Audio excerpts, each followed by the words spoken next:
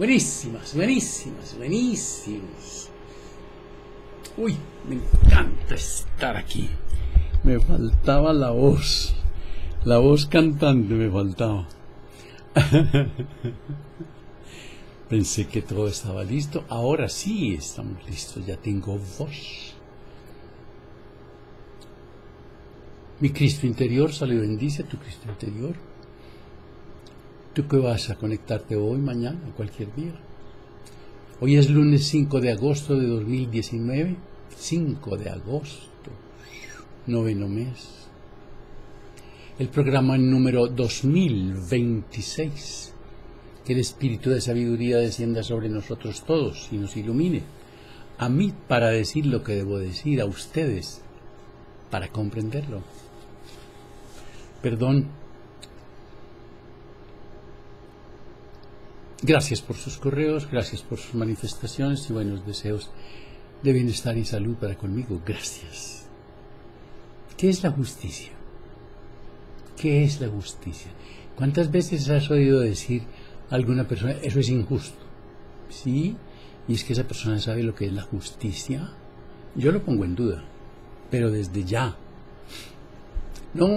No está lejos de nosotros ni el tiempo ni el espacio el llamado de la justicia infinita, sino que está aquí en medio de nosotros y en plena acción actualmente, como lo ha estado sin cesar un punto durante los tiempos pasados y las pretéritas generaciones. Está contenido en todo dolor y en todo placer, en virtud de cierta ley cuya exactitud y precisión apenas si podemos concebir, y es imposible absolutamente que escape nadie a su influencia. La justicia infinita nada tiene que ver con las leyes de los hombres. En su reino puede muy bien suceder que el declarado culpable por los hombres sea inocente y quede, por tanto, sin castigo, mientras el verdadero castigado sea el acusador, el que las leyes terrenas declararon libre de toda mácula. Mácula es señal, suciedad, mancha. La justicia divina tiene por malas muchísimas cosas que los hombres tienen por buenas. Y si no, díganme ustedes qué es corrupción. Pero la justicia del Poder Supremo, aunque inexorable y exacta, está llena de benevolencia. Su deseo no es castigar, sino aumentar la cantidad de felicidad que disfruta todo el que existe. La ley de vida y de felicidad es como un recto y estrechísimo sendero. En el momento en que damos un solo paso fuera de él, un dolor, un tropiezo o un obstáculo cualquiera nos lo advierte al punto, y cuanto más nos esforcemos en salvar el obstáculo o en echar abajo la barrera que nos cierra el paso, más y más aumentará nuestro dolor, que es como la voz del infinito diciéndonos: todo sufrimiento, todo dolor que padezca el cuerpo o el espíritu, sea grande o pequeño, es una sentencia dictada contra nosotros, aunque solo con la intención de mantenernos en el camino por donde hemos de hallar el acrecentamiento de nuestra felicidad. Los hospitales están llenos de gente con odio, que odia, que no se ha perdonado ni ha perdonado. Las palabras castigo y pena representan ideas que han salido de la más baja mentalidad del hombre. Es cierto que el infinito detiene nuestros pasos cuando nos salimos del camino recto, y también que el choque que produce en nosotros esa detención nos causa a veces profundo dolor, pero ese dolor no es nunca un castigo. Ahora sí dicen nunca, en el sentido que los hombres damos comúnmente a esta palabra. Castigamos al hombre que es sorprendido en delito de robo, pero la justicia infinita corrige benévolamente al hombre que roba sin ser jamás descubierto por sus hermanos, y a quien por eso mismo considera el mundo afortunado. La justicia infinita corrige al ladrón y finalmente lo cura, pues nadie puede escapar a su acción. La justicia eterna dice: no habéis de tener más que un solo deseo, el del progreso y perfeccionamiento de vuestro propio ser. Ese deseo lo habéis de poner por encima de todas las cosas materiales.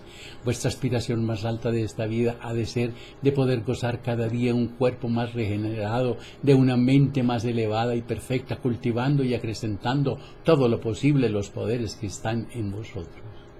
Pero cuando mentalmente ponemos el dinero, es decir, las cosas materiales, por encima de las cosas del espíritu, la justicia inmutable e infinita hace de modo que no tengan fin en nosotros las penas y los dolores.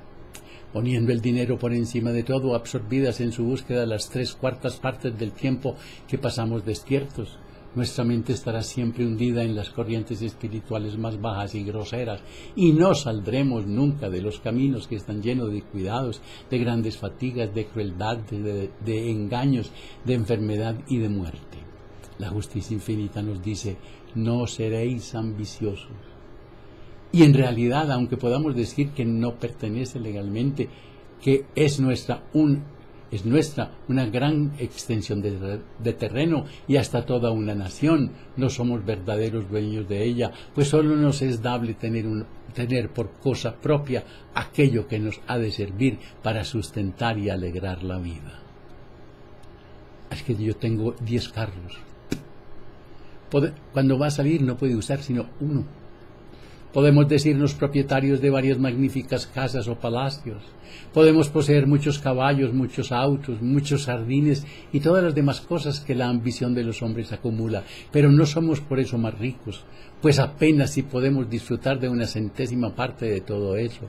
Lo demás no es para nosotros sino origen de grandes cuidados e inquietudes, dándonos más sinsabores que placeres. El mismo es exactamente el caso del hombre pobre. En cuanto a sus resultados finales, no hay diferencia alguna entre haber ganado 10,000 pesos o 10 millones, cuando el propósito de ganarlos se ha puesto por encima de la aspiración de obtener la vida eterna. El ídolo de estaño del hombre pobre y el ídolo de oro del hombre rico son un mismo Dios falso y mentiroso. El dinero, entre todas las clases de riqueza, es lo más digno de ser deseado, puesto que es un agente para procurarnos todo lo necesario a la vida y lo que ha de dar placer a nuestro espíritu refinado, más exigente cuanto más refinado. Pero no hemos de colocarlo nunca por delante de la idea de Dios, pues de hacerlo así sería lo mismo exactamente que si pusiéramos los vagones delante de la máquina locomotora y pretendiésemos que todos desarrollasen toda la fuerza necesaria para su arrastre. En esas condiciones, ni una verdadera montaña de millones puede darnos la más pequeña partícula de felicidad o de salud. Para cuando reconocemos la realidad del poder infinito y lo ponemos como cabeza de tren, entonces podemos procurarnos mayor suma de salud y bienestar con solamente 1,000 pesos que los acumuladores de simples riquezas no podrán nunca adquirir con todos sus millones. Cuando nos ponemos bajo el amparo de la justicia infinita, ésta hace fluir hacia nosotros la corriente de las riquezas y de las prosperidades, lo mismo que un río. Pero lo mismo que un río también sigue su curso y se aleja de nosotros, dejando libre el sitio para mayores y más grandes prosperidades. Nuestra mente material, sin embargo, tiende a detener y estancar esta corriente, como temiendo que pueda agotarse, que es lo mismo que tener miedo de que un día se quede seco el mar.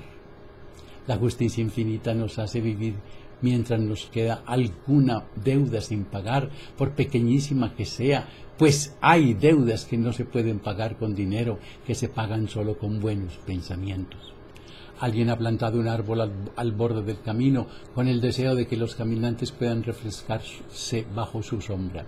Y cuando un día caluroso de verano nos sentamos al pie de ese árbol para disfrutar la frescura de su ramaje, indudablemente le debemos un pensamiento de gratitud al hombre que allí lo plantó.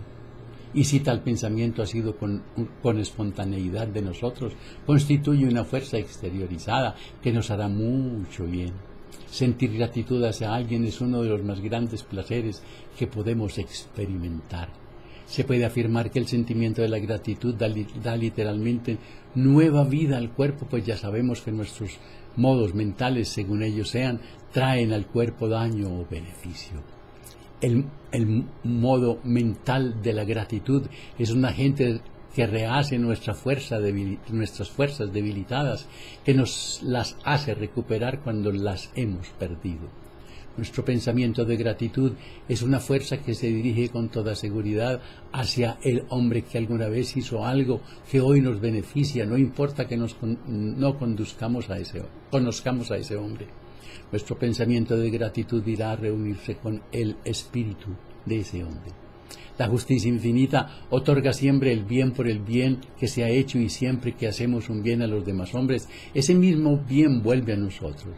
Pero cuando nos aprovechamos del sendero que cruza el extenso campo, o nos sentamos a la sombra de un árbol sin sentir la más pequeña gratitud por el hombre que trazó el camino o que plantó el árbol con la mira de ser útil a sus semejantes, entonces dejamos de pagar una gran deuda y perdemos también el placer que nos causaría a nosotros mismos un pensamiento de gratitud que ha de producir un bien en los demás.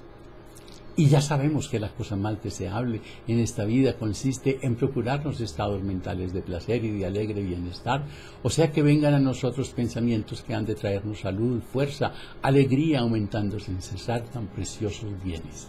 Yo tengo la gracia, la dicha, el recuerdo de haber sembrado un árbol con mi hijo cuando él tenía como 3 o 4 años.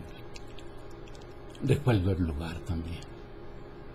Una condición mental semejante nos ha de hacer sufrir de un modo u otro, y este sufrimiento no es más que la sentencia dictada contra nosotros por la justicia divina, con el intento de sacarnos de una condición mental tan perniciosa. Sacarnos. Sí. Y si en virtud de una muy arraigada costumbre nos es imposible evitar tales estados mentales que nos causan tan enorme perjuicio, entonces pidamos el poder supremo que nos dé un corazón nuevo y una nueva mente en las cuales no puedan entrar los pensamientos de la envidia y la murmuración. El mundo hará siempre justicia a aquel que es justo consigo mismo. Se me seca la boca, perdón. El hombre que emplease todo su tiempo plantando árboles a los lados del camino, descuidando sus propios negocios, sería injusto consigo mismo. Su vida se habría desequilibrado a impulsos de bondad. Es preciso saber mantenernos en un sabio equilibrio, pero este solo podemos obtenerlo pidiéndolo con todas nuestras fuerzas al Poder Supremo. No estamos del todo exentos, no lo podemos estar de los dolores y penas que siguen siempre a la violación de las leyes naturales, aun cuando haya sido nuestra intención hacer un bien a los demás. Podemos pecar hasta proponiéndonos un fin filantrópico cuando no pedimos a la sabiduría suprema que nos guíe en nuestras intenciones. Su generoso impulso nos ha impedido muchísimos hombres perecer entre las llamas de un incendio por querer salvar a un amigo, como tampoco ha salvado el enfermero filantrópico del contagio de ciertas graves dolencias y de la muerte consiguiente. La mente suprema no nos permitirá jamás que por solo nuestra razón terrena juzguemos cuánto y dónde es conveniente hacer uso de nuestras propias fuerzas. En cambio, nos exige que estemos constantemente en el modo mental que llamo de petición o de atracción de la sabiduría infinita, con lo que haremos a nosotros mismos el mayor de los bienes y lo haremos a los demás. No es ciertamente la primera de nuestras misiones la de salvar el mundo, ni siquiera la de reformar a la humanidad, sino la de reformarnos a nosotros mismos, la de salvarnos de las enfermedades del cuerpo y de la mente para ir constantemente adquiriendo nuevos y siempre más puros elementos de vida. Entonces nuestra luz interna ilumina algún camino desconocido y sin poner de nuestra parte el más pequeño esfuerzo, es probable que nos vengan a la mano las mayores riquezas. ¿Y por qué es así? Porque la serie de pruebas que han pasado por nosotros mismos acaban por demostrarnos que existe una ley de vida exacta e ineludible, que la observancia absoluta de esta ley solamente ha de traernos bienes, evitándonos toda clase de males, y que va formándose una ley especial para cada uno de nosotros, día tras día, mediante nuestra constante y cada vez más enérgica petición al Poder Supremo, ley que no puede surgir ni de tradiciones, ni de libros, ni de las creencias, ni de ninguna clase de pretensión humana. Esta ley es el pan cotidiano pedido por el Cristo de Judea en el Padre Nuestro. Apenas si puede decirse que hemos comenzado a vivir antes de habernos ganado este pan de cada día.